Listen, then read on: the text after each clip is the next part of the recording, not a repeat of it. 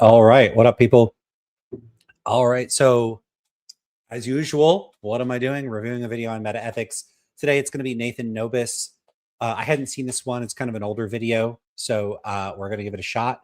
I rule and you don't. You get 1,000 Lancelot. Goblin Lord, you get 500. And Sebastian, you get 250. Good job, everybody. This time, I was paying attention and I caught it. So, as you may know, we've been working our way through the humor and Goff discussion, which is great because it's professional philosophers. We got another one here with Nathan Nobis.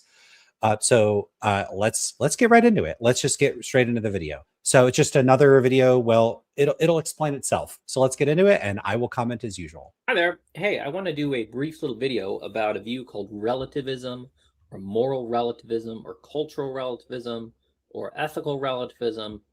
This view gets called relativism by a number of different labels, and it's often talked about in ethics classes. And I want to give a very quick overview of what it is and raise some objections to the view. I think probably very few people are actually relativists, but sometimes. All right. So he says he thinks very few people are relativists. So first, apologies if the audio is a bit low in this video. It does seem a bit low. I cranked it up to the max. There's nothing I could do about that. So you might need to turn the volume up for that. I don't know if that means I need to talk quieter.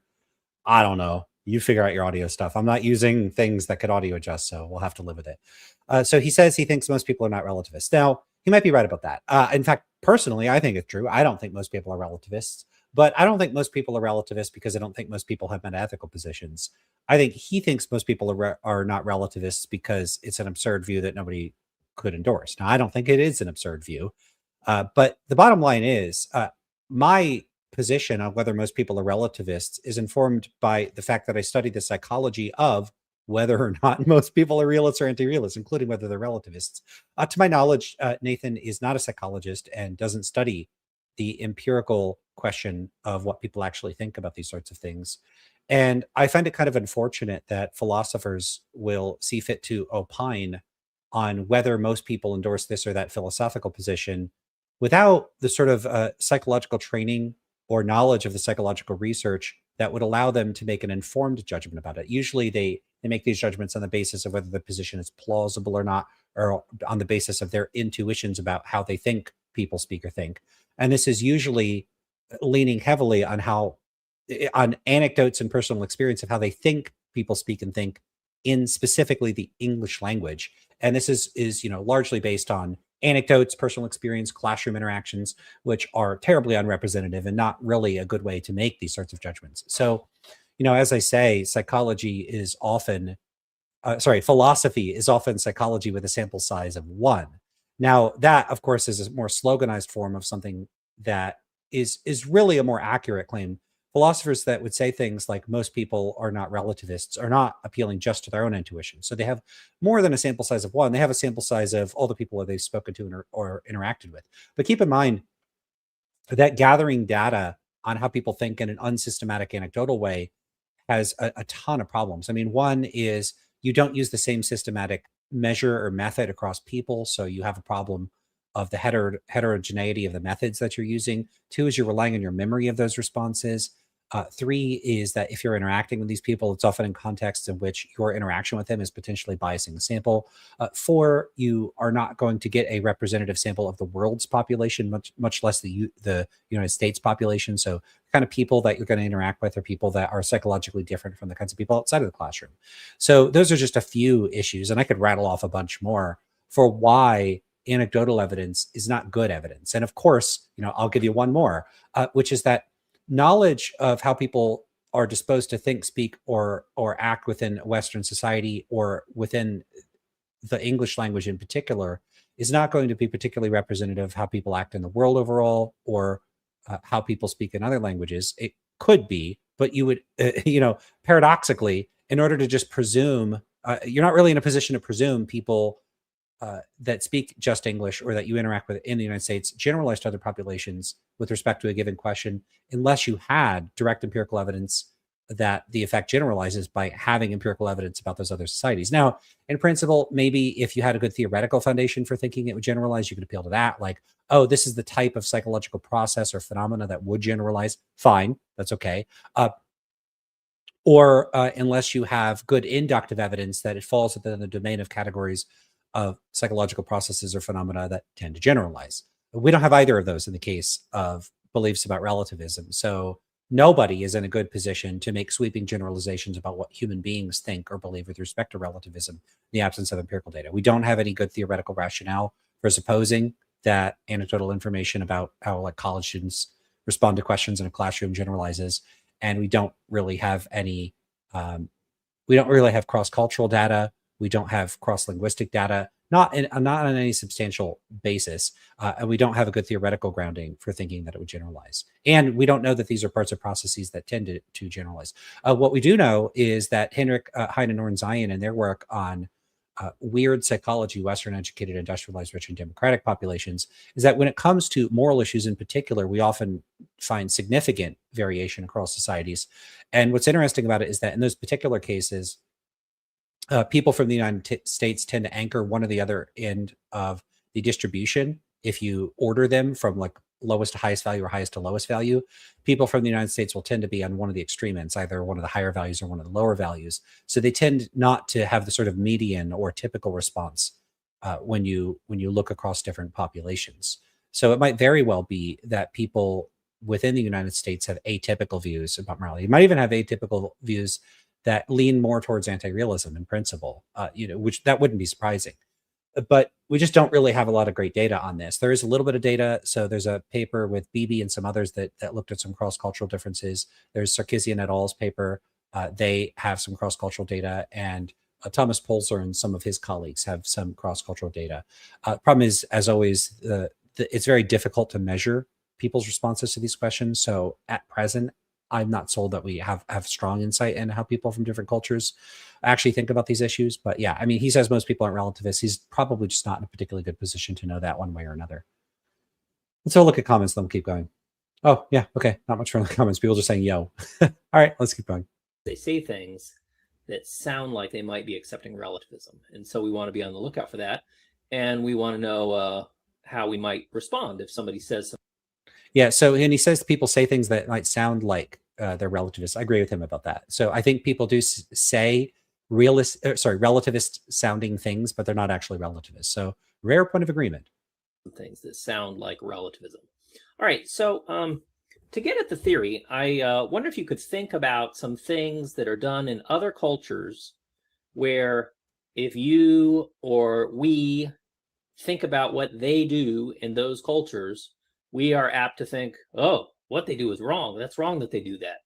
I'm going to keep it vague, and I'm going to let you supply your own examples. But what I think that's wise of him, because often people lean into to furnishing students with examples, and it's often rhetorically effective or even just like fun for an instructor to just blast people with some of the most horrific violations you can imagine.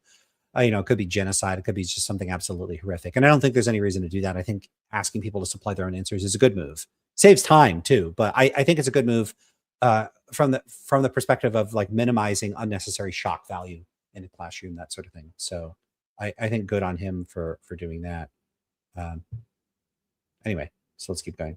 are some things that people do in other cultures that many people here are apt to think, oh, they're doing something wrong. They shouldn't do that. I bet you can think of some examples, and I also suspect you can imagine somebody saying, if you were to say, oh, what they do is wrong over there, somebody would pop up and say, hey, that's their culture. That's their tradition. That's their practice. That's what they do. And so you shouldn't criticize them. Well, if somebody says something like that, has those reactions like, hey, it's their culture, it's what they do, it's their practice, it's their tradition, and so they're not doing anything wrong, and so you shouldn't criticize them, they might be accepting a view that's called relativism. So note that they could be accepting a type of relativism. And note he says the view is called relativism. So he has not drawn any distinction between agent and appraiser relativism, nor between cultural and individual relativism. To go over this real quick, agent relativism holds that whether an action is right or wrong depends on the standards of the agent or the culture of the agent performing the action. Appraiser relativism holds that whether an action is right or wrong depends on the standards of the agent or the culture of the agent evaluating the action being performed.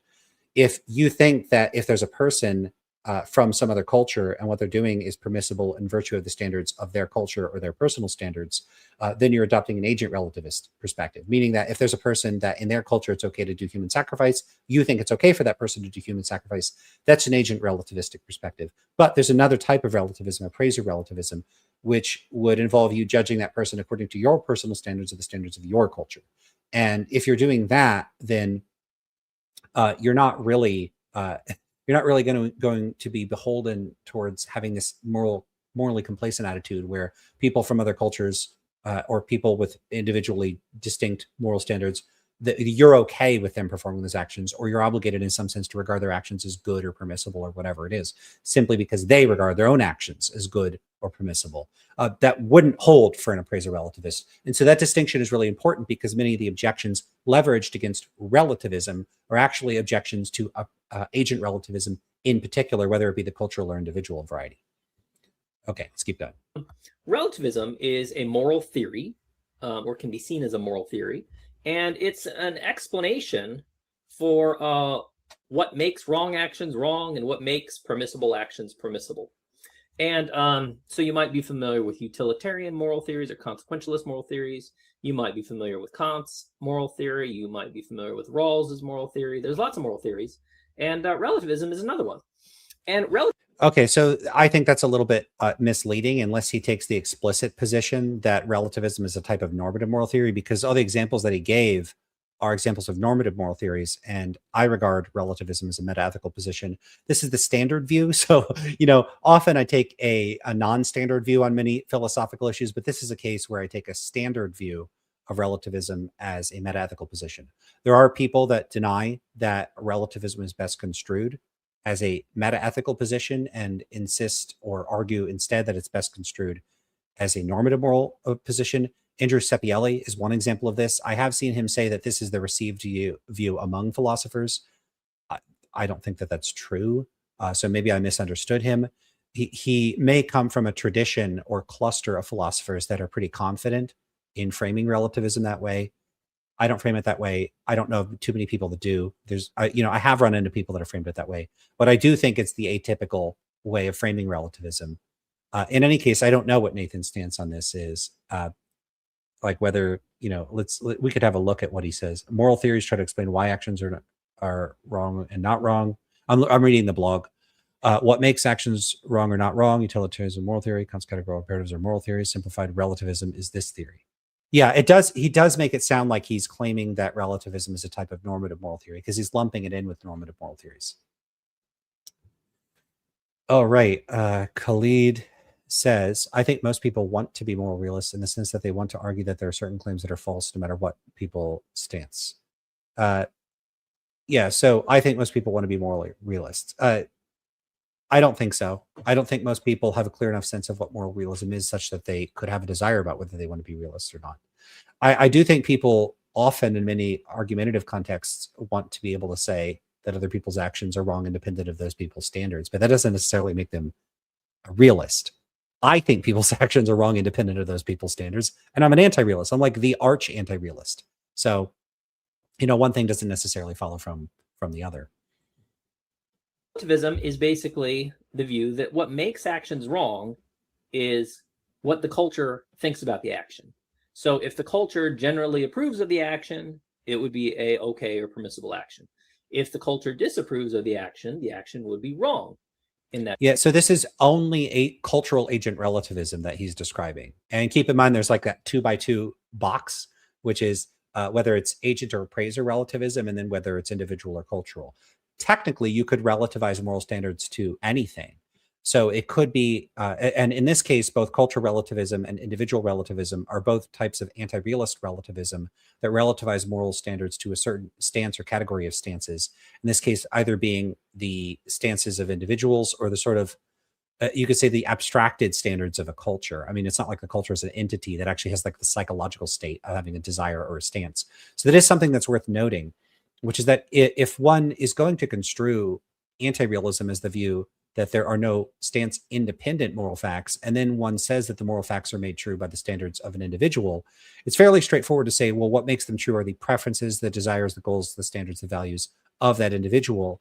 And note that there's something psychological about that sort of characterization, that it's certain sorts of psychological states that make the moral claims true. But in the case of cultural relativism, cultures don't have psychologies, they don't have psychological states. And so it couldn't be a literal desire, belief, or attitude that makes moral claims true on the cultural relativist perspective. It would have to be some sort of abstract notion of a consensus, or what the like leadership comes to agree to, or whatever institutionalized process the society agrees to for establishing what the moral standards of that society may be.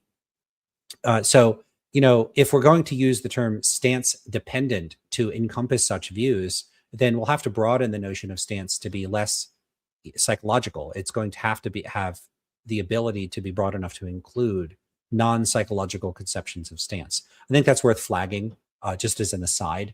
But it's also worth noting that the stances wouldn't have to technically be those of a culture or an individual. It could be a species. So you'd imagine like a Star Trek-y kind of universe where moral truth is determined by the standards of whole species or civilizations. Klingons have one standard, Vulcans have one standard, humans have one standard, and so on. You could do it that way. And in that case, you would still have a type of anti-realism, because it would depend on stances broadly construed. But you could have a relativism that's not contingent on stances. It could be contingent on the contents of a book, and maybe you would consider that a stance. Then that would be a type of anti-realism. And if you want to expand the notion of stance that way, but there's not going to be some sort of principled a priori cutoff, or notion of what constitutes a stance. It's kind of up to us what we're going to count as a stance or not. And this shows how the realism anti-realism distinction is largely a sort of a socially constructed distinction that's up to us. I mean, maybe it has boundaries that are not entirely socially constructed, but some of them are. The boundary conditions appear to be.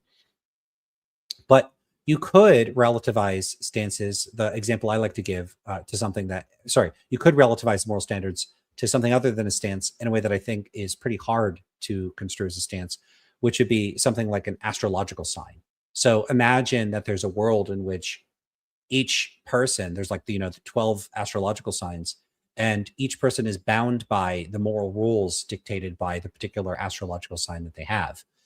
In that case, statements about whether an action was right or wrong would be relative, because they'd be true or false relative to the astrological sign of the person making the claim. But whether the astrological sign they have is Scorpio or Gemini or whatever is not something that would be determined, presuming that people have some sort of objective standard for determining what astrological signs one has. That wouldn't be a matter of stances. And so you would have a type of stance independent relativism, which would be a weird type of realism where the different moral standards apply to different people. So you could have that. I'm just clarifying. Culture. So, it might be that somebody is thinking this when they're saying, hey, don't criticize them because it's their culture and their culture is okay with doing this. And since their culture is okay with them doing this, well, it's not wrong. So that's the view. I've got this little slide here. It's on my webpage. And so I'm simplifying relativism to be the view that if the majority of people in some society approve of doing some action, then that action is permissible in that society. So he has simplified relativism to agent cultural relativism in particular, one of the most vulnerable types of relativism that there is. I do find this to be objectionable, not in the sense that it's necessarily inaccurate. It's not inaccurate to say this is a type of relativism, but I do consider it it's an oversimplification that would be similar to, like simplifying Christianity to like a specific view that prescribes eternal conscious torment and has a few other theological notions that someone might consider incompatible with the problem of evil or whatever. Maybe the way it's construed, it's vulnerable to the problem of divine hiddenness. And so if you say, I'm going to define Christianity in such a way as I'm going to focus on this little slice of it that is vulnerable to these particular objections, and then I raise those objections, that's fine, as long as I think you should be clear that you're targeting a subcategory, not the whole thing.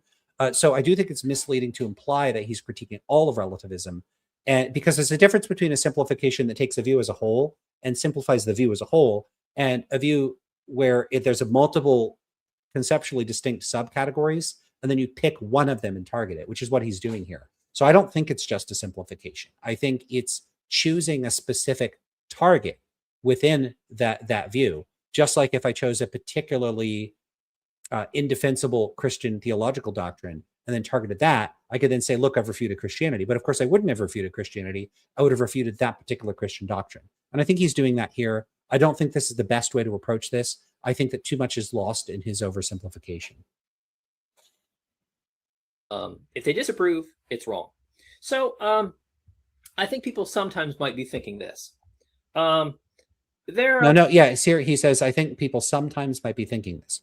So there's a kind of qualifier, the kind of escape hatch is, oh, I'm just saying some people think this, which fair enough. But I think personally that it would be much clearer for him to say, look, there's agent and appraiser relativism, there's cultural individual relativism, maybe there's other kinds of relativism. What I want to do is, and I think some people endorse this specific type of relativism, and I'm going to talk about the problems of that specific kind of relativism. I think that's a better framing. I don't know why he doesn't frame it that way. I do think it'd be better. He might say it's to simplify. I don't think audiences are so incompetent or stupid that they can't understand all these distinctions. So I don't see a good reason to not do that. I don't think it takes very long. I'm very wordy. I'm sure he could do it more quickly than I could. I don't see there's a good reason not to make clear that you're targeting a specific type. I roll and you don't says this version of relativism seems weird because what relativist is going to show up at a society and be like, oh, okay, this thing I thought was good, bad is now good. Well, some of them are going to do that. So insofar as Nobis has noticed students or people that he's interacted with appear to endorse this view, I think he's right. There are students, especially, but people in many contexts will say things like, well, who are we to judge that culture? Or, well, that's their cultural practice. We shouldn't judge them by our standards. We should judge them by their standards. Or they'll say stuff like, historically speaking, you should judge societies by the standards that they had at the time. So there are ways of finessing that particular remark that wouldn't make you a relativist. So for instance, you might think, look, if you were immersed in a culture that pushed a particular perspective, you're a little less culpable for endorsing that view than if you're in a society that's very clear about something being wrong and making it clear why it's wrong.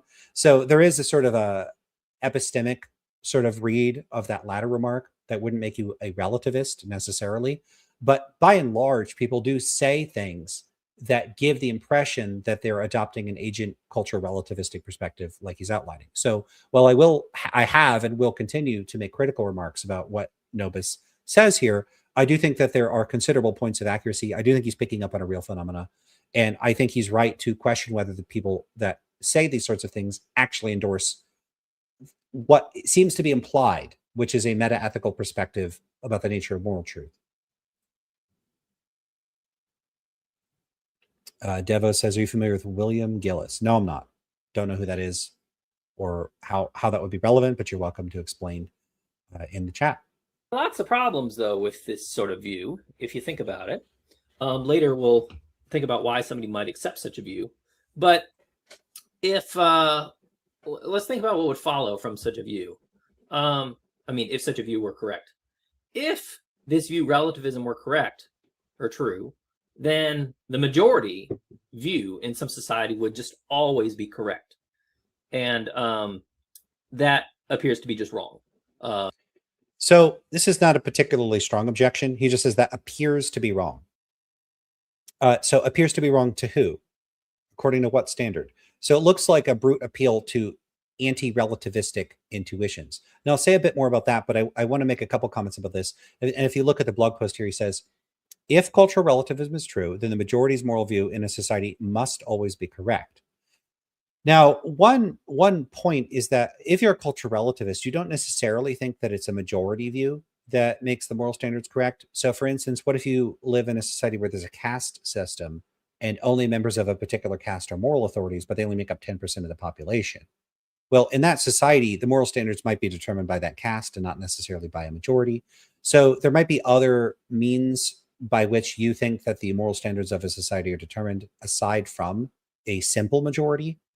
The same way that not all democratic systems use like direct democracy or a simple majority voting system to determine what the laws are or who the elected representatives would be.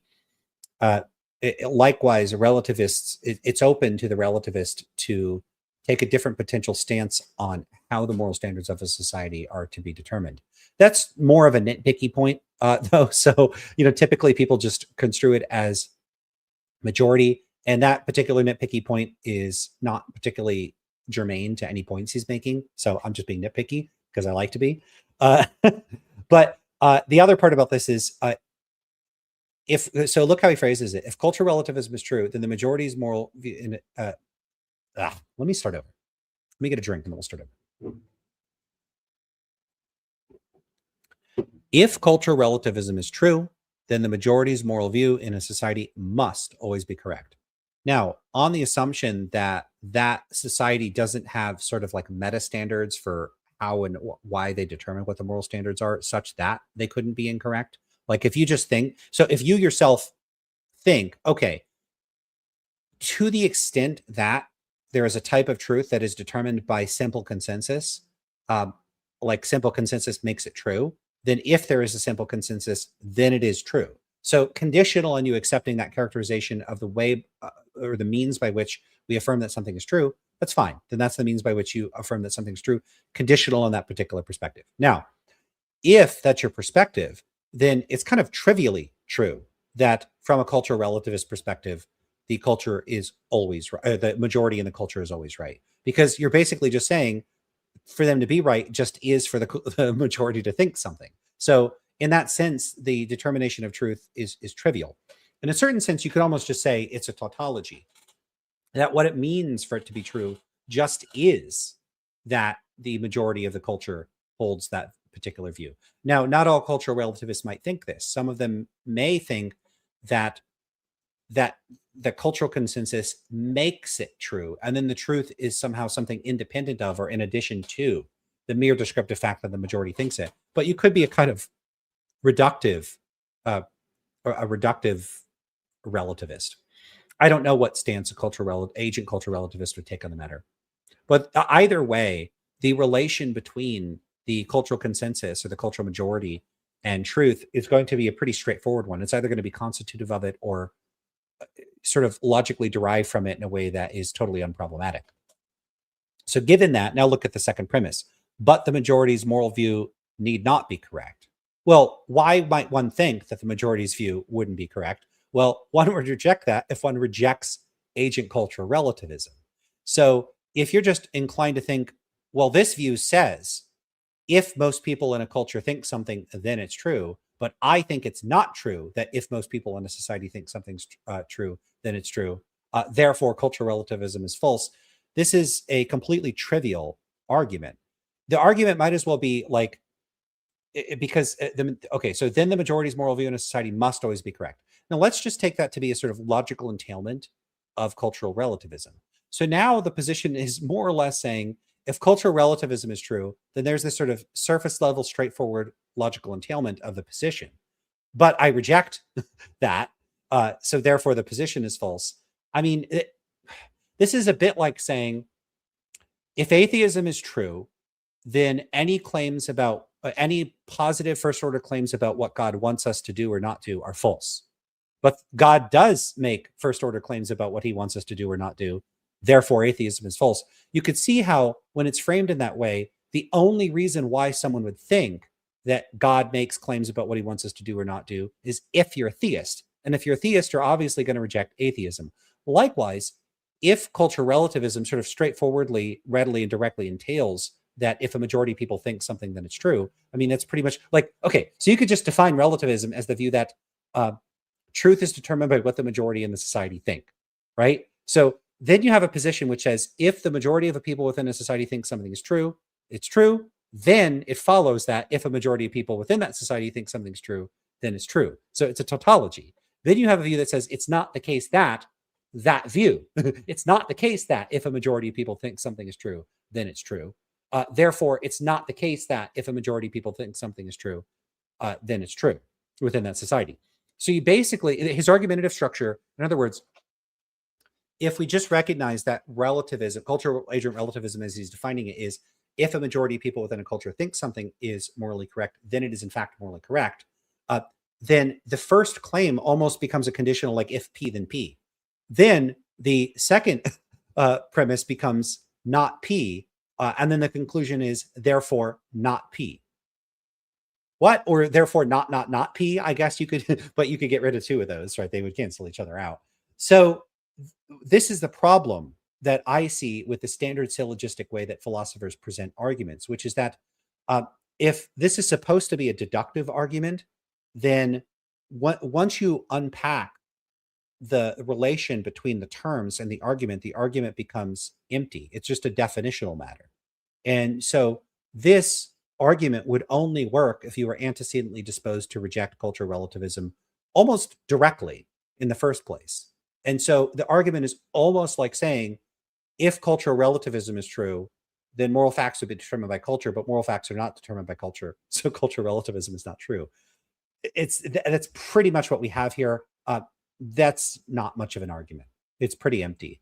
And this is a very common thing that I see with both philosophers and philosophy students in the analytic philosophical tradition, is that they will structure syllogisms in a way that might look substantive, but they're not substantive. They actually, once you unpack how the terms within the syllogism would have to work, it quickly becomes evident that the syllogism is just reshuffling around tautologies and more or less question begging or circular claims to arrive at conclusions that are just, of course, always in the premises or the relation between the premises in some relatively straightforward way.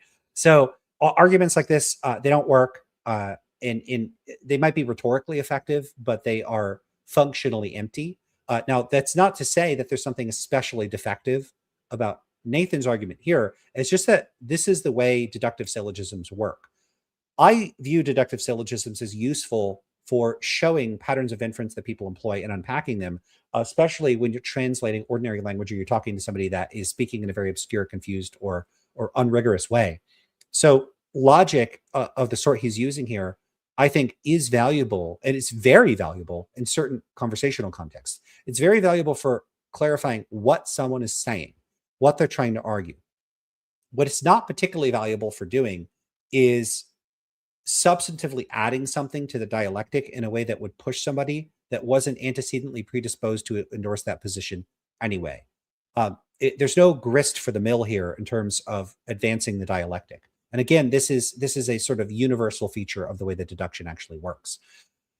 So this would apply to it in pretty much every other case. And that's why I gave that example about atheism. It's like, if atheism is true, then God doesn't answer prayers, but God answers prayers, so atheism isn't true. You could have an infinite number of arguments like this that just the second premise is just going to help itself to the assumption that the conditional what the antecedent and the conditional couldn't be true. So this is just how logic works. Okay, I'm repeating myself. Got people. Then he says ultimate tautology.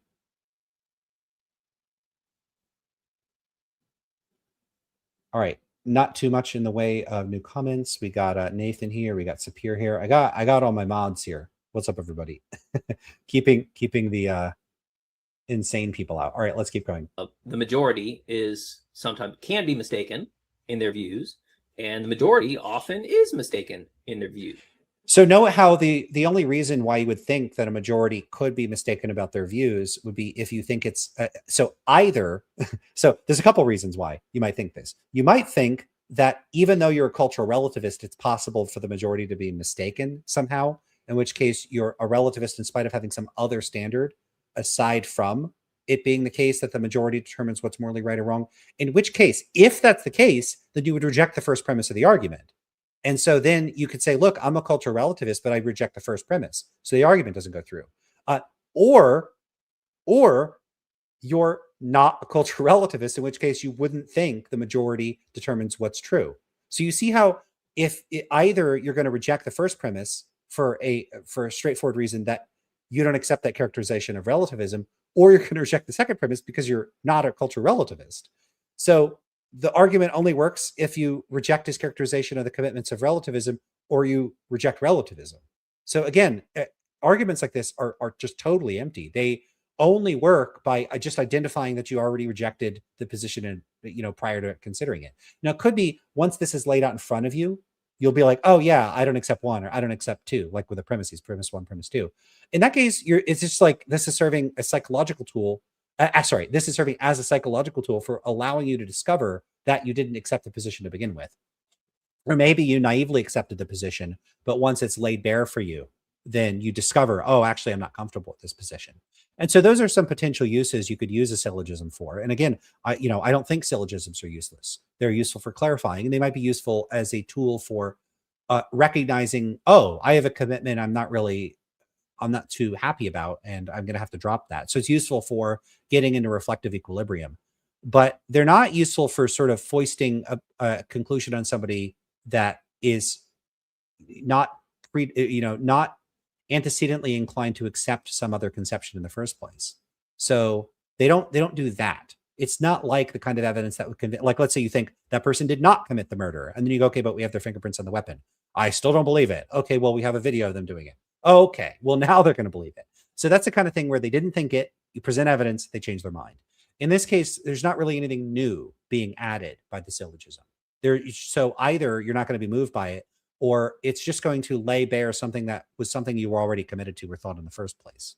So you see, not that that's useless, right? Not that that's useless.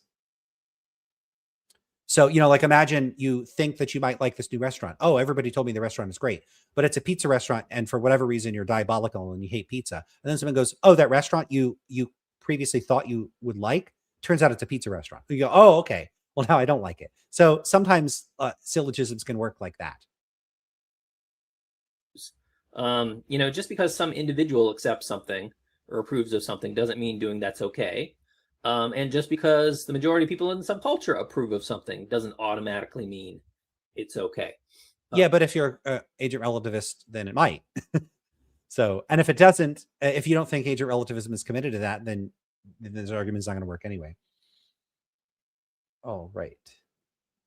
Khalid says, would you concede that relative facts are more queer than absolute facts? So note that this use of the term queer is usually meant in these contexts in the sense that J.L. Mackie originally used it, which is like strange or weird, which is the original use of the term. So don't be confused by its use in this particular context. No, I wouldn't concede that. Nathan, I don't know if you're asking me this or somebody in the chat, but Nathan says, did you see Peter Boghossian's friend Matt Goodwin got crushed in the Gorton election running for UK MAGA? Okay, I don't know anything about that. Doesn't seem related to the video, but okay. Perfectly fine place to share the news. Oh, I got more people here. KCA, hey, how's it going? You got No Cakewalk, how's it going? Welcome, everybody. You missed the land salute. I would think even if everybody in some culture approves of doing something, that could still be wrong. You could have a culture in massive error about something. Why not? Each individual person could be in error about something. So combine them all up, they could be in error. So here's the argument. If cultural relativism is true, then the majority is always correct. Next premise, the majority isn't always correct. So cultural relativism is false. Next, if this view were correct, then to figure out whether an action is wrong or not, you just figure out what the majority thinks. You do an opinion poll. Here's the argument. If this view is true, you do an opinion poll, and that will tell you what really is wrong and not wrong. Next premise. But opinion polls don't tell you what really is wrong or not wrong. They just tell you what the majority thinks or doesn't think. Next. Okay, so he's going a little quick. That argument just seems to be question begging. So if cultural relativism really did entail that the way by which you figure out what's right or wrong is to do an opinion poll, to reject it by saying that's not the way you do it is to just presume that an entailment of relativism is wrong. It's not exactly rejecting the position directly, but if you're rejecting a sort of straightforward entailment of it, you might as well be. So, again, it has that kind of hollow structure where once you unpack what the commitments are, you're going to always have that thing. Okay, so if you're a cultural relativist, are you committed to thinking that you use opinion polls to figure out what's right or wrong? If the answer is yes, and it's a commitment of the position, then to reject that is to just more or less straightforwardly reject cultural relativism. If it's not a commitment, then you could just reject the first premise. So you're either going to reject the first premise because you don't agree that cultural relativism is committed to what it's being accused of being committed to, or you're going to reject the second premise because you do think it's committed to that, and then you just don't think what that entailment is. So these arguments they continue with this structure of revealing something about the position that either isn't true, or if it is true, it's true in a way that it's not like it's some non-obvious downstream implication. These are pretty straightforward. In this case, it also looks like there might be a bit of rhetoric going on here, because it's pretty easy to get people to scoff at the notion that you would determine what's right or wrong with an opinion poll. But if you're committed to, and this could always work in reverse. You could start thinking, well, wait a minute. If I'm a cultural relativist and simple majority determines what's right or wrong, why am I deliberating in a way that doesn't seem to just go straight for, well, what do most people think? And then you might think, okay, well, some of my other commitments, like my commitments about moral reasoning, those don't seem to square well with the notion that a simple majority determines what's right or wrong. And so my positions are misaligned, like my other commitments are inconsistent with cultural relativism. I need to reevaluate that. Once again, this kind of argument could push the dialectic forward by getting a person to recognize that they're in a state of reflective disequilibrium and prompt them to resolve that by either rejecting those views that are inconsistent with relativism or rejecting relativism. And that's fine. Maybe this argument is doing that kind of work. It's raising awareness of the fact that if you're a cultural relativist, this may raise questions about how you would go about forming beliefs about what's morally right or wrong, or deciding what to do, that are inconsistent with other commitments that you have about deciding what's right or wrong, or determining what to do.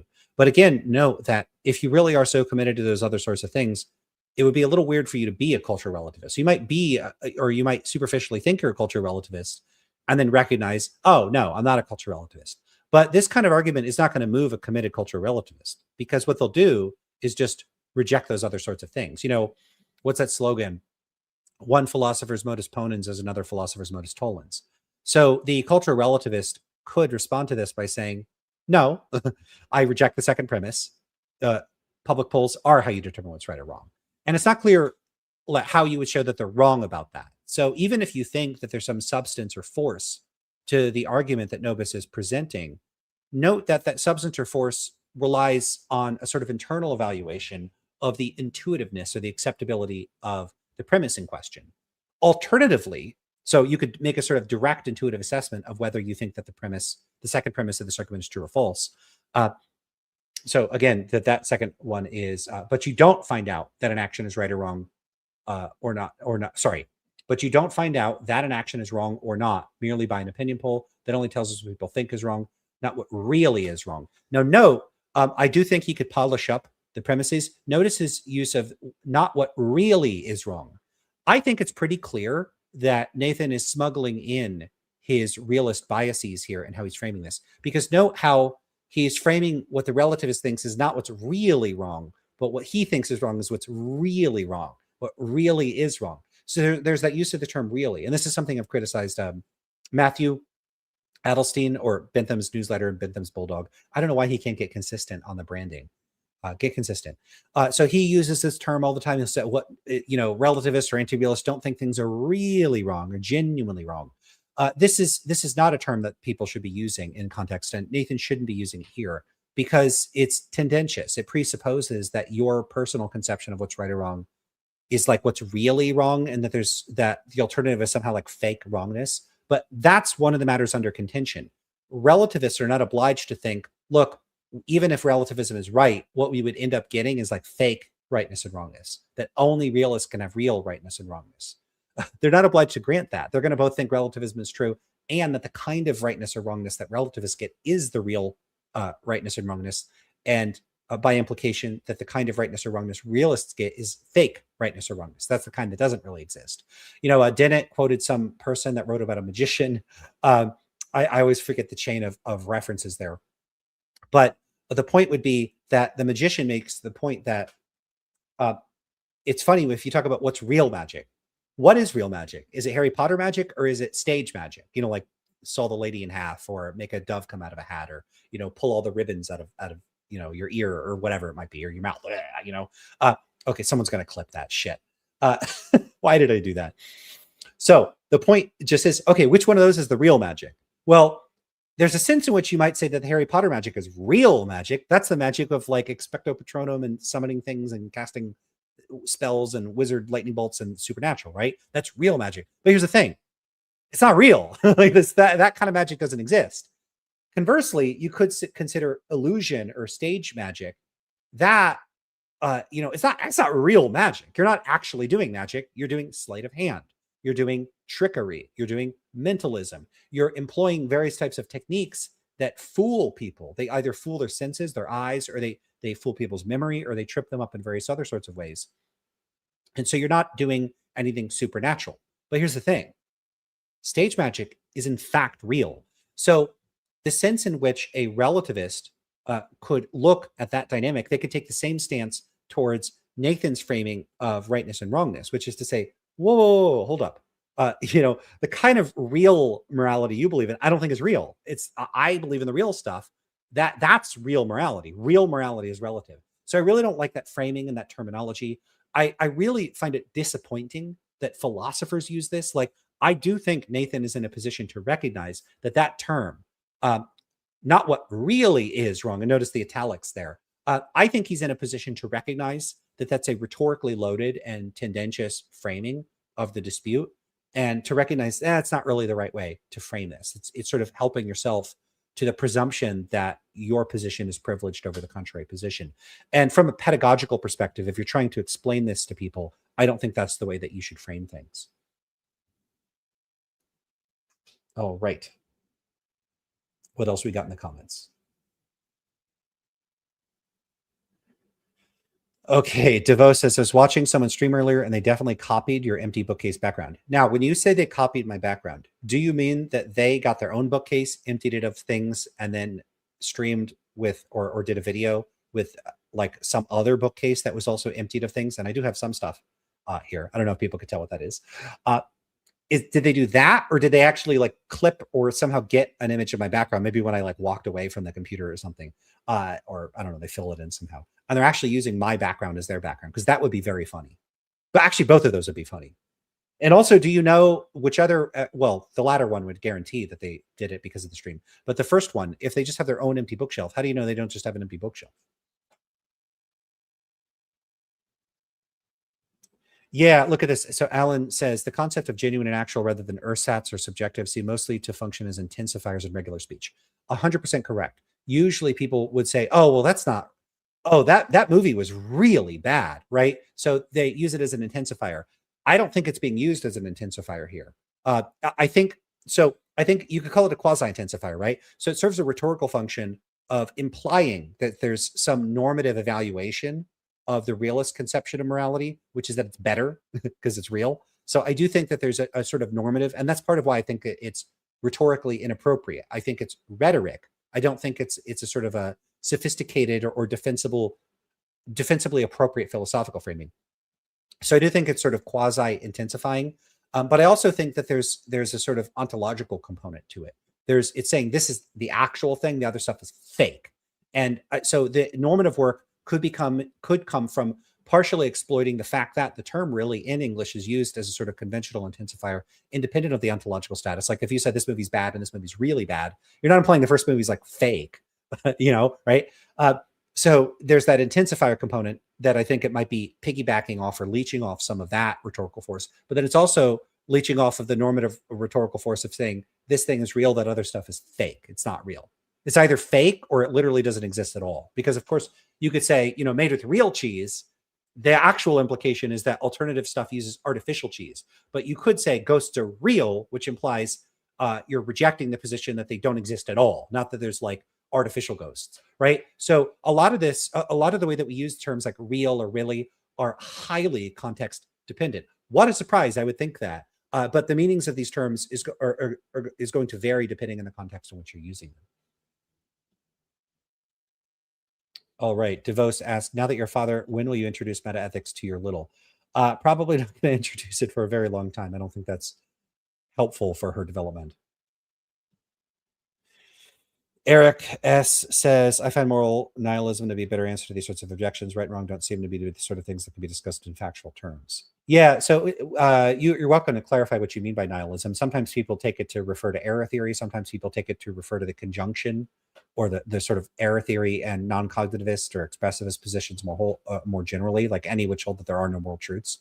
And then sometimes people take it to include like normative or evaluative stuff like life has no purpose or meaning or something. Devo says, does Nathan Nobis teach? I don't know. I presume so.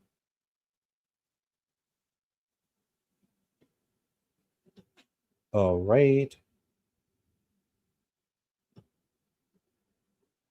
Oh, Devos actually elaborated on the bookshelf situation, although they did say they had no idea who you were.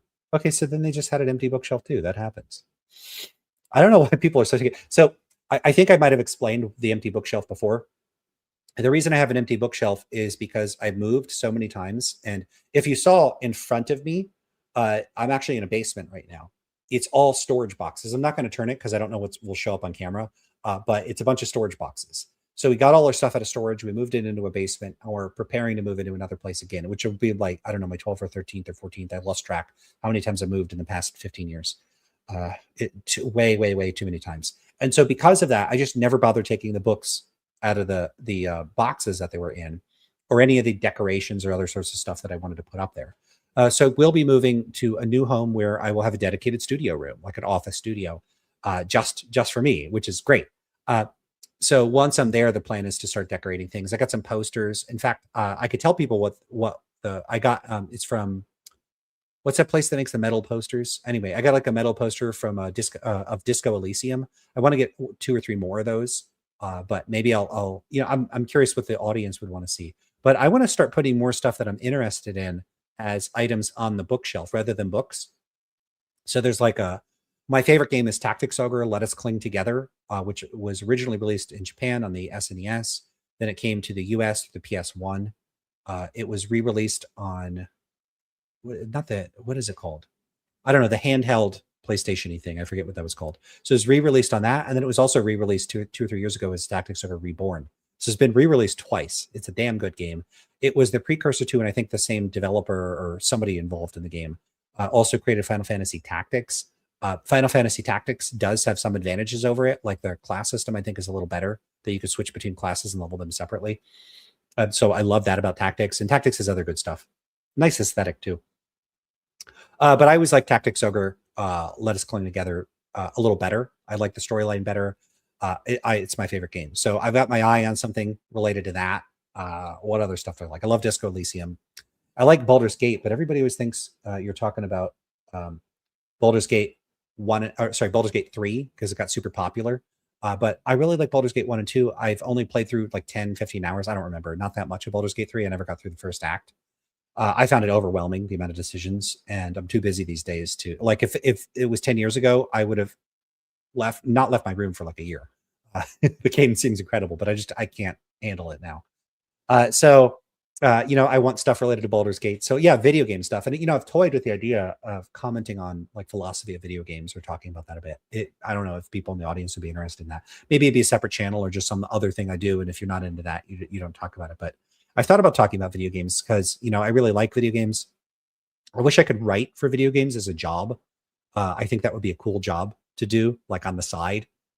People do video games as a side project sometimes. I don't think I could handle it as a full-time job, and I certainly don't want to move or anything. But it would be really cool to like write or have like a video game related project, So that'd be a cool thing to do. Oh, right. No Cakewalk says, anyone watch the recent video with Alex O'Connor and Philip Goffengoff's channel? Fascinating stuff. They go deep into the intersection between values, motivation, and psychology. Yeah, I'm about halfway through it, which, it says emotivism in the title, and I haven't heard them talk much about it. I think they mention it, but then they just get sidetracked with a million other topics.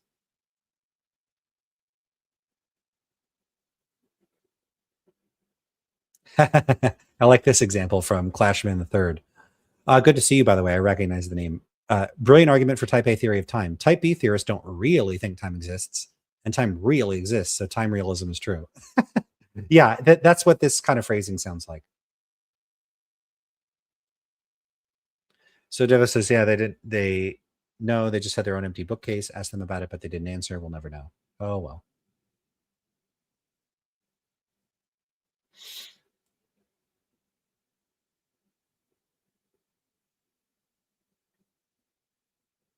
Oh, right.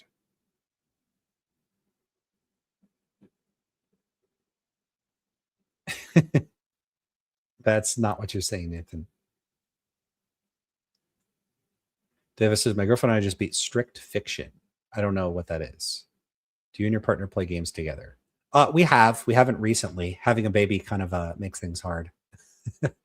I don't know what that is.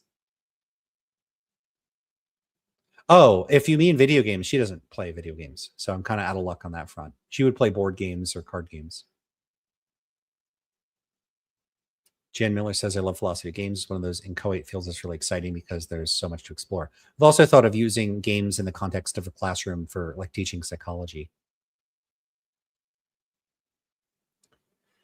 Nitty says, movies and video games are great ways to introduce reflection when done right. Yeah, I'm less disposed towards discussing videos very or like movies or TV shows very much. I developed some kind of pathology where I just find most TV shows and movies to be exceptionally boring, and I just don't get engaged. I was convinced by people on Facebook to start watching A Night of the Seven Kingdoms. I've only watched 2 episodes so far, and it's good. My initial impressions, because it really seems like it's building up towards more, and I've seen a couple clips of fights that happen later on. So I also know like the much of the history of like the world of A Song of Ice and Fire. So I have, and I read the book. What's it called? A World or the World of Ice and Fire. It's like Martin and somebody else co-authored it. I got the Audible and I got a physical copy for my brother for Christmas, I think, or maybe his birthday. I don't know. Probably Christmas. It's beautiful. The illustration and everything is really very cool. Anyway, so he made a really cool world, Martin. So far, what I can say is that the performances seem to be very, very good. Like the people there's like chemistry between everybody. Like everybody seems to really be on set in a way and interacting in a way that's very organic and very compelling. And it reminds me of the early seasons of Game of Thrones, and that makes me happy. I have a deep and bitter abiding hatred for what HBO ended up allowing to happen with Game of Thrones as a TV show. And, almost everybody focuses on how awful season 8 was, which I agree. It was a travesty. It was an atrocity. It should be illegal what happened.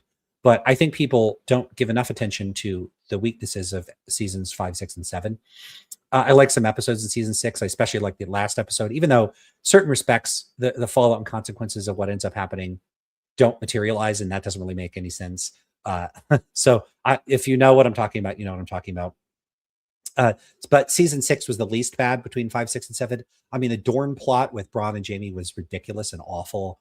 It was just bad. There was bad acting in Game of Thrones, the bad writing. The story was stupid. It has nothing to do with the books. They don't have Eris Oakheart. They don't have. I don't like the way they presented the Sand Snakes. I don't like the way that they handled Doran Martell. I don't like that they just totally dropped the other Martell storyline with what's the Martin Martell. What is the young prince's name that goes off to see? Man, it's years since I read the books. I read those stupid hard copy paperbacks. Now these days, fiction, I do pretty much all Audible. Can't even remember something Martell. Damn, can't remember his name. The one that it gets crispy. We'll put it that way. So the books, there's just so much in them. I do like a lot of the way Game of Thrones did adapt characters from the books. I mean, Tyrion is in the books is not very appealing. His internal monologue is quite horrendous. So I like that the show made him nobler and better, So there's things about the show that I think are better. Collapsing a lot of the characters into like, instead of having like Edric Storm and Gendry and all the other Baratheon bastard children, instead of having like 17 of them, or there's like 3 or 4 major ones. 3.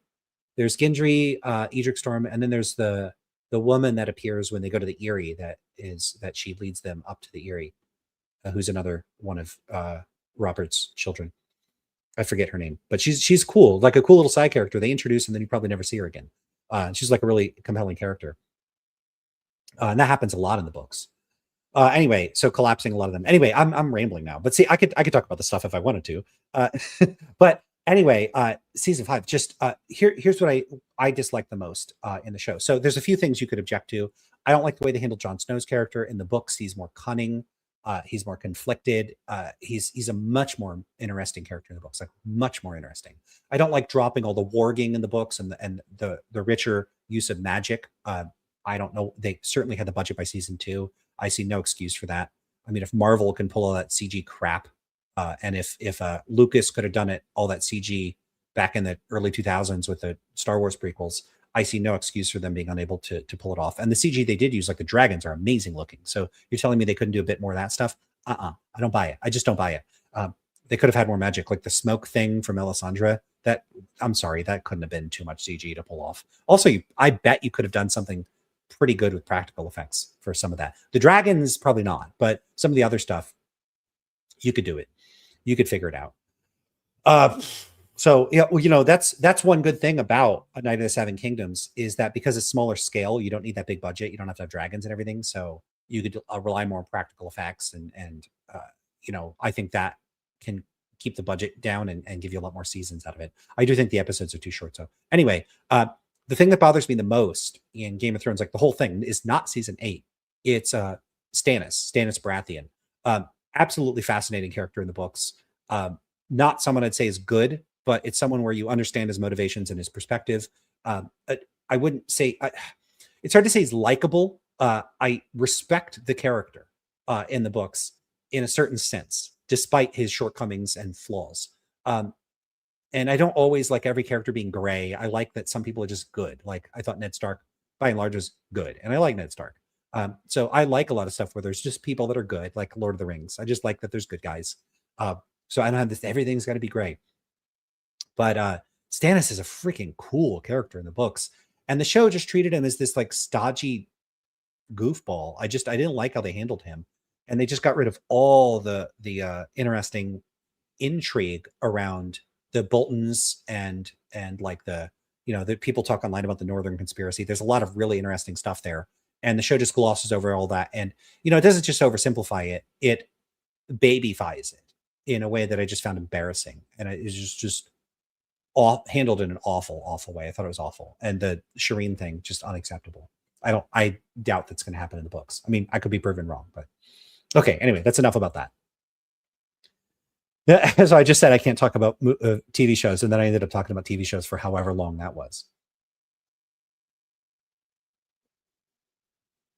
Oh, right. Wouldn't that be some sort of subjectivism, relativism, not error theory? I don't know what you're referencing. So I don't know.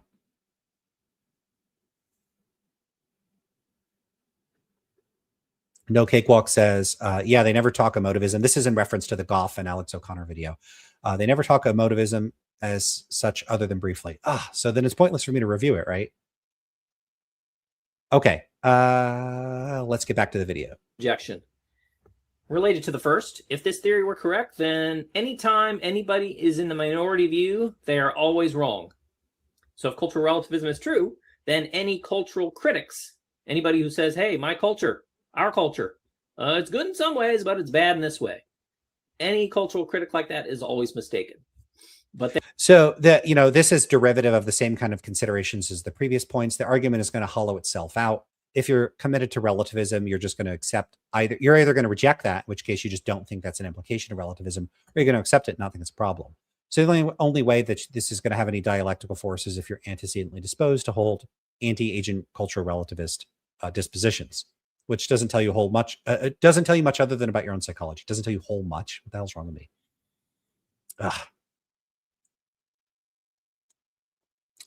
So it's not gonna push the dialectical dial around very much. The other thing with that is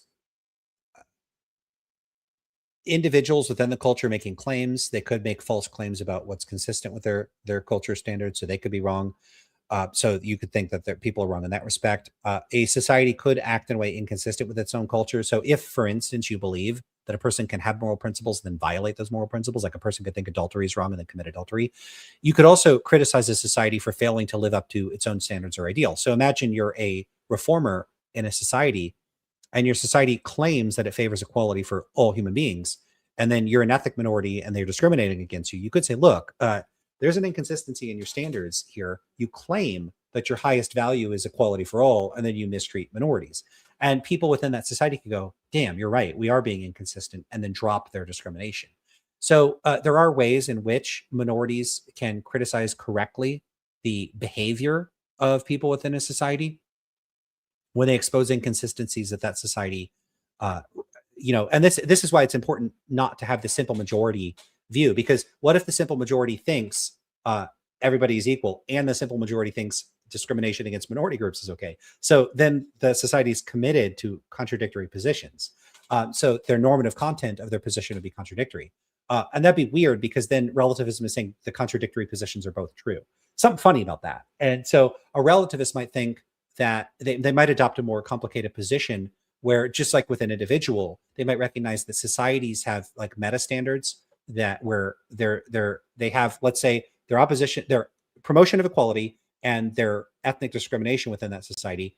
But then they have a higher order perspective, or maybe it's internal to this other principle, the principle of equality, that principle is like lexically prior to or takes precedent over their discriminatory standards. And they themselves are committed to that higher order principle. So now they've got equality as a standard, discrimination as a standard, and then a higher order principle that says that the equality standard supersedes or overrides the discriminatory standard. Okay, so now the society is living in a state of, you could say, at the population level or cultural level, reflective disequilibrium. And to get into a state of reflective equilibrium, they would have to reject one of those positions. And this would be analogous to the way that we ourselves think as individuals from the analytic philosophical perspective, which puts a big emphasis on reflective equilibrium.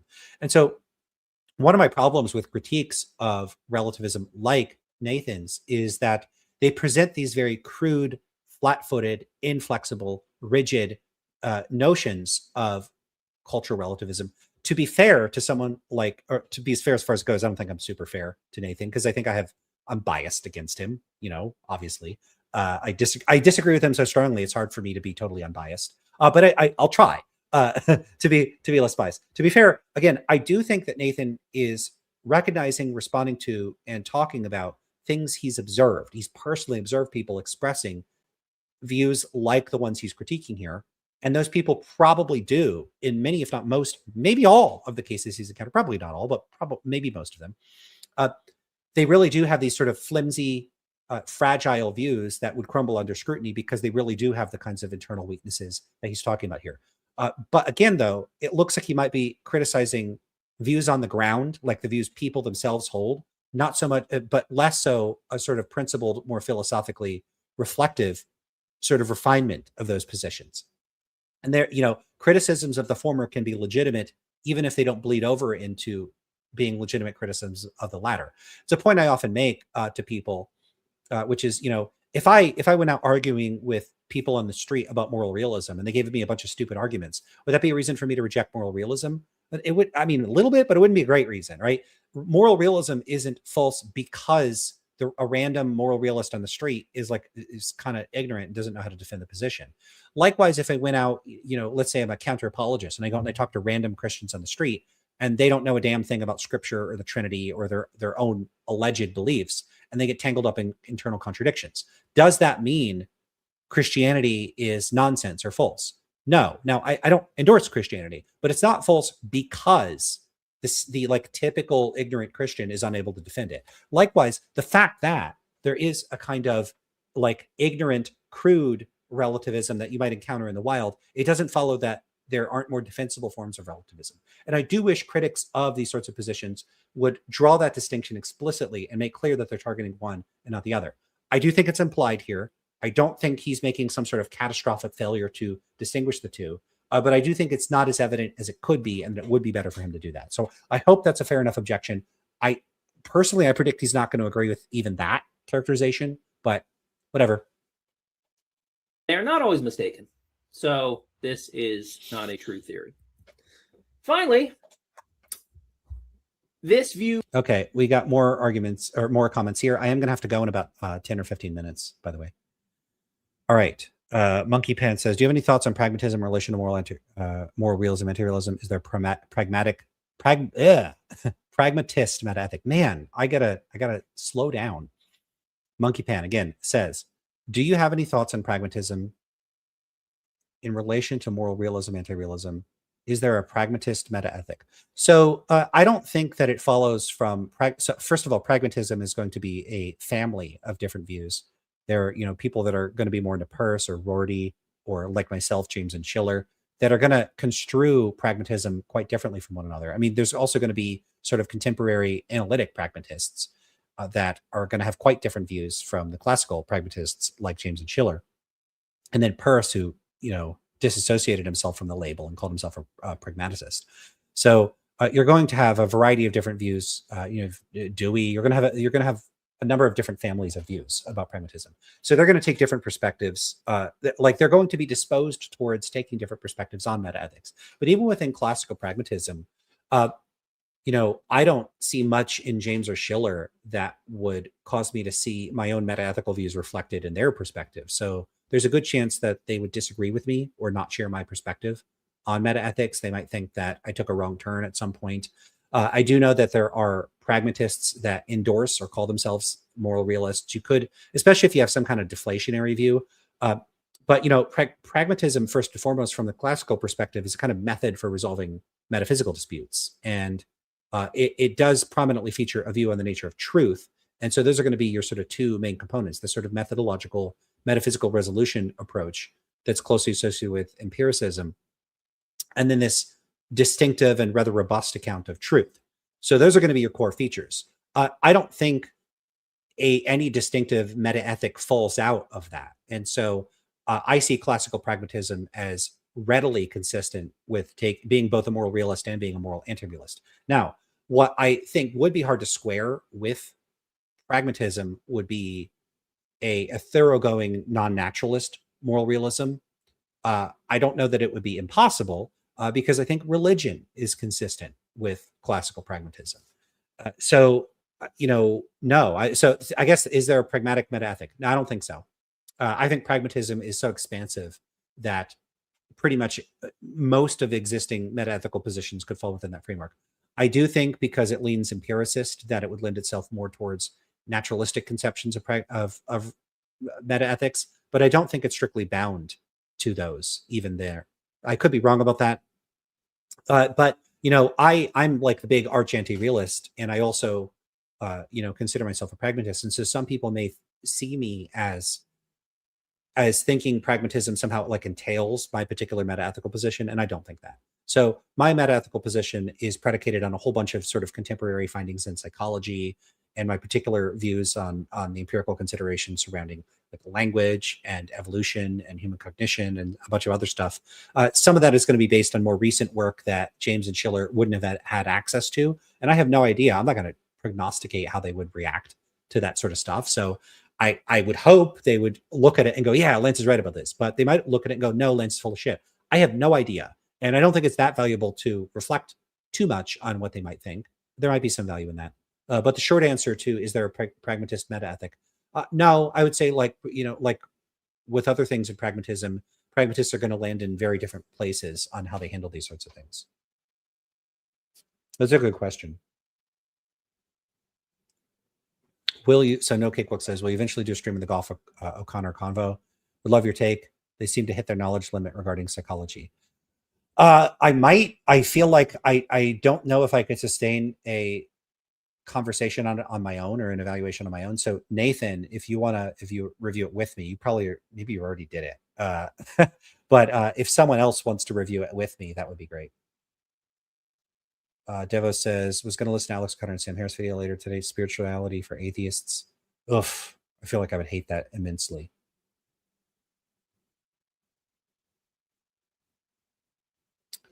Clashman the Third says, if you're interested in writing game stories for fun, have you tried looking into game modding for RPGs? Like, I know about modding.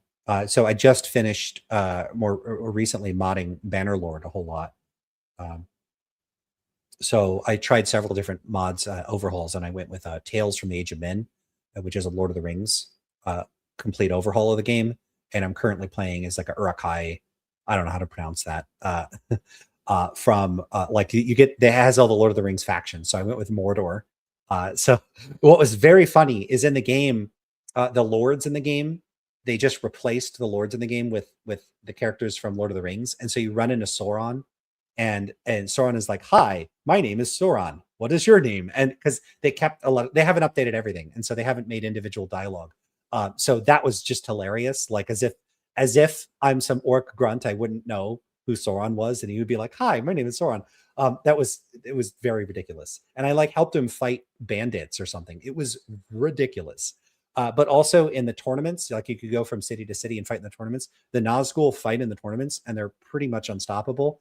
I did manage to beat one once. I came up behind it, and I had it looks like crushing weapons do more damage to them. And I got 2 or 3 good swings in and took it out. So I was very happy about that. But was because it was distracted fighting somebody with a shield. So, but they're like super incredibly powerful. So if you fight them one-on-one, you're going to get stomped. It is funny seeing them use bows as well. So that's a cool game. But I haven't thought about doing mods myself. I don't have a lot of experience coding and that sort of thing. And I don't think I'm dispositionally inclined to be very good at it. So I feel like if I had learned it when I was younger, maybe I'd like it more.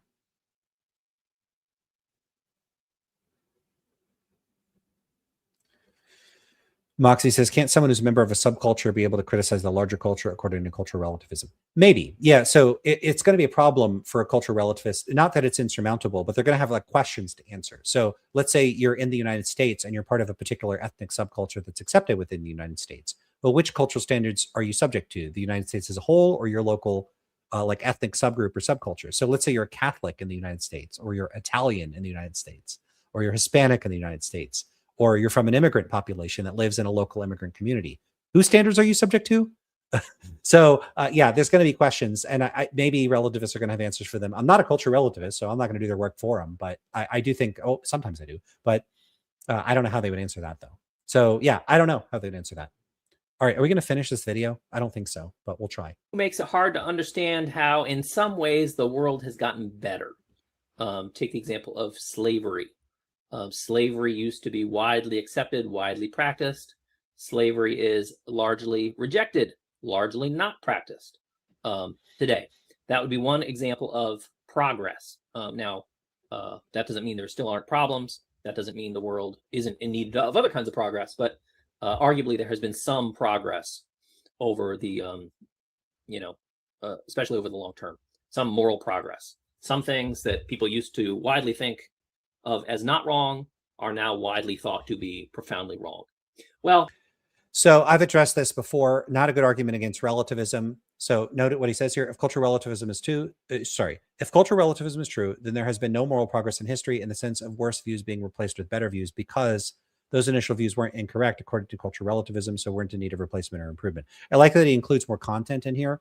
So this might be true from an agent relativist perspective, but again, it's like the notion of there being progress.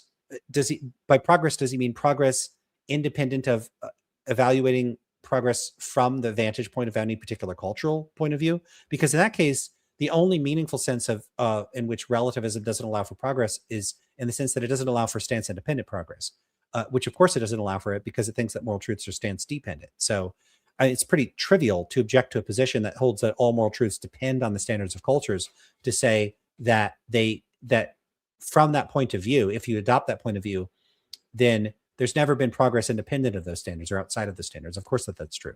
Now, if you think that, then you already think that realism is true because you think that there stands independent moral standards from which you could evaluate different moral systems as better or worse.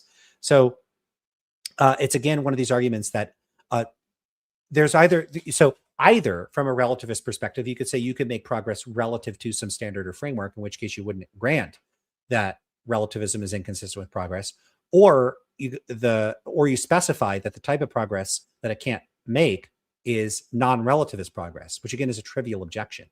It's like saying secular systems of morality must be rejected because you're unable to do better or worse in the eyes of God, but morality requires that you do better or worse in the eyes of God, so you got to reject the secular moral systems. If the only way a moral system was work is if God existed, then of course you're going to reject a secular moral system. So that would be, again, a pretty trivial objection. And so again, I can't stress enough how much these arguments always rely on terminology that when you clarify it, you could either reject the first premise or reject the second premise pretty easily. So either you're just going to, accept, I accept those implications and I'm fine with that. In which case, what would the objection be at that point? So, so like in this case, look at his second premise. But there has been some moral progress. Worse views replace better views. So what if I just say, no, there hasn't? But like, what if I'm just an agent culture relativist and I just say, no, there hasn't been moral progress? Okay, so if he thinks that's absurd, now he would need to present an argument for that. Like, I'm not obligated to accept the second premise. The second premise is the kind of premise that typically realists, or at least critics of relativism, are going to say, but it's obvious or it's intuitive. Okay, what if you don't share the intuition? What if you don't think it's obvious? Now what? What's the next move? And I think the answer is realists don't really have a good next move. They just directly appeal to the intuition and hope you do too. And often, I'm not saying Nathan does this, but they'll often shame or guilt trip people that don't accept their like realist laden premise. So it's another argument that just doesn't work. Again, though, has anyone ever made have you ever made progress with like exercise goals, or have you made progress on getting better at the piano? Are there stance independent facts about what music is good, or what kind of fitness goals you ought to have independent of your goals and preferences? Are there stance independent facts, like if you become a chef and you want to make better and better food, better relative to what? Relative to the taste preferences of yourself and the people that you cook food for? Maybe, right? So would we say that the concept of progress or getting better at something requires stance independence? Because I don't think that it does. And so if it doesn't, then it's entirely within the rights of a relativist to say, we make progress relative to particular standards or goals. We don't have to make progress in some stance independent sense. And if the realist says no, the only kind of progress is stance independent progress, again, like they would need to argue for that. The relativist isn't obligated to accept that conclusion.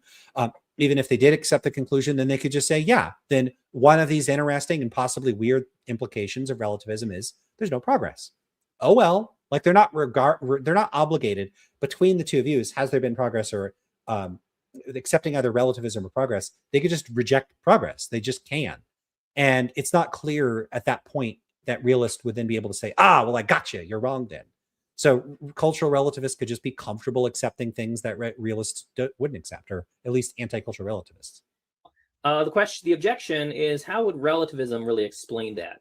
I mean, because if the majority of people were okay with slavery, then on that view. Yeah. So, I mean, it's asking an unfair question. Again, the only way the argument works is if the conception of progress is an anti-relativist conception of progress. So if you say, well, we do have anti-relativist progress, how can your view, according to which there is no anti-relativist progress, explain the fact that there is anti-relativist progress? That's a ridiculous question. It would be like saying, given your view, your A unicorn view, that there are no unicorns, how do you explain those unicorns over there? It would have to be, there are no unicorns over there. Now, if the response is, but there are, so you're wrong, well, the anti-unicorn person isn't obligated to accept that there's unicorns over there. They might say, those are not unicorns. That's a mirage, or that's a hologram, or that's something painted on the side of a wall. Get closer and you'll see it's two-dimensional. So there's a whole bunch of things that they could say, and they could be right about those things. So again, I think critics of relativist views just help themselves to the presumption that they're right about explicitly anti-relativist views. And then just go, well, because my anti-relativist views are right, therefore relativism is wrong. What? It would be okay. If anybody objects to slavery, according to relativism, they are incorrect because they are in a minority view. If they pick up steam and get more advocates, well, they're still wrong until they become the majority, and then slavery becomes wrong. The thought is relativism misexplains what's going on. Slavery has been wrong the whole time, and initially many people failed to see that, failed to understand that, gave a bunch of bad arguments in favor of slavery. And there's been progress in that, more people have come to understand that slavery is wrong, that any arguments in favor of slavery are just bad arguments, demonstrably. Yeah, I mean, so all the stuff he's saying that they're just bad arguments, this would have to be shown. Not that I think that there's good arguments for slavery, but I don't really think that there's good arguments for the stance independent correctness of any moral position, because I don't think there's any good arguments for the stance independence of anything, morally speaking. So if they're all bad, then certainly there's no basis for claiming that one set is correct and the other's incorrect. They're all incorrect. Sound arguments, and there are all sorts of good arguments against slavery. So here's a handful of arguments against relativism. So basically, going back to how people often talk, if somebody says, hey, it's their culture, it's what they do, don't judge, don't criticize them. If they're saying that because they seem to be accepting something like cultural relativism, we can think about where that view goes, what sort of objections can be raised against it, what objections are raised against it, and so on. It doesn't seem to be a very plausible position. Oh, yeah. So again, he doesn't seem to be. So he's seems according to who? According to Nathan? I don't. Why should we care how things seem to him? Seems pretty plausible to me. I can give another argument against relativism. Well, I shouldn't say agent relativism seems plausible to me, because it doesn't. But I don't think that like appraiser relativism seems particularly implausible. But he's not even talking about that. And this takes it back to our own culture. If relativism were correct, then when we criticize the majority views of our culture, we're incorrect according to that theory, because the majority is always correct. So if cultural relativism were true, then if somebody were to think, look, our culture has got this problem, we really need to change, If cultural relativism is true, you are wrong. We don't even need to hear you out. Any minority views are always wrong. So, why might somebody accept relativism? I think there's a bunch of possible reasons. Maybe they think that we should be tolerant of other cultures. And here's the deal. Sometimes we should tolerate other cultures. Sometimes we shouldn't. Yeah. I mean, this is not a very great way of handling it. So someone might be motivated by relativism, motivated by a desire to tolerate other people to endorse relativism. But the meaning of what like ordinary speakers mean when they make moral claims isn't going to turn on whether you want to be tolerant of other people or not. That's an objection I would raise. The other would just be that it's not so clear that agent relativism necessitates tolerance. What if it's part of your culture to dominate or destroy other cultures or to be intolerant towards them? Now what? So now what do you do? So I don't know how agent relativist is supposed to handle that. There are some things that other cultures do that are intolerable. So he's just helping himself to the normative claim that, hey, if you're motivated to endorse agent culture relativism because you want to tolerate people, well, you shouldn't do that because we shouldn't tolerate other people. I mean, there's something just sort of question beggy about that. That doesn't seem like a very good objection. I think the objections I raised are better. I mean, one good objection to agent culture relativism is that if it's supposed to consist in, which is typical of analytic metaethical positions, of a semantic thesis about what people actually are trying to do when they make moral claims, you could just say, there's no good evidence that that's what people are trying to do typically. So it just gets the semantics of ordinary moral claims wrong. Why don't make that point? And by that, I just mean simply that, well, they do things and they don't have good arguments in favor of what they do. They do things that are harmful in various ways, things that are disrespectful in various ways, things are unfair in various ways. And we shouldn't tolerate those sorts of things in the sense of think, just sort of accept them or think, oh, it's not wrong, or don't worry about it, don't think about it. So there are many things done in other cultures that if we have good arguments that what they're doing is wrong, we should think about those arguments, evaluate those arguments. And the same thing is true about our culture. There are many good arguments to object to many things about our cultures. This doesn't necessarily mean that, we're going to go and invade the culture or invade the country and do something about it. All we are thinking about is thinking about things.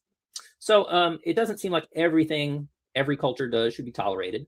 And furthermore, in fact, our culture does not think that we should tolerate everything. Right. There we go. That's a better point. So there's this sort of paradoxical thing that cultural relativism says you should do what your culture says you should do.